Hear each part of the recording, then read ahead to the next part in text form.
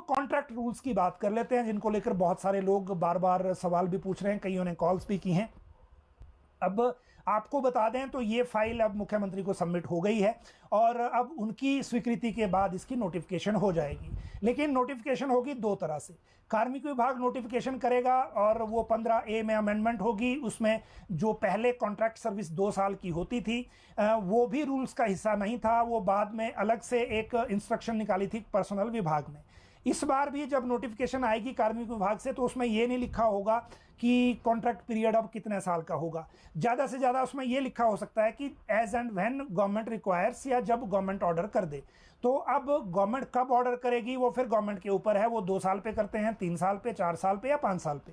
दूसरी बात जो है इसमें, जो अमोलमेंट्स की उसकी नोटिफिकेशन फाइनेंस ने करनी है। 60% ऑफ जो रेगुलर पे मैट्रिक्स का फर्स्ट सेल था वो भी मिल रहा था। नया कितना होगा ये वहां पता लगेगा, कैबिनेट में वो फैसले के अनुसार वो 50% किया गया है। लेकिन चलिए वो फाइनल नोटिफिकेशन जब तक नहीं होती तब तक आप इस आंकड़े को ना माने, जब नोटिफिकेशन आ जाएगी वही फाइनल होगा।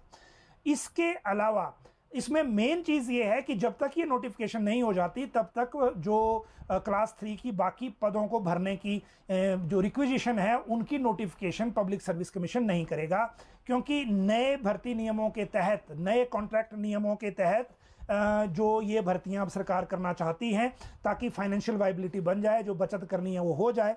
और दूसरी बात ये कि सरकार की नोटिफिकेशन के बाद इस नोटिफिकेशन को सभी विभागों को पहले अडॉप्ट भी करना है और अडॉप्ट करने के बाद भर्तियों के लिए नए सिरे से रिक्विजिशन पब्लिक सर्विस कमीशन को भेजनी है।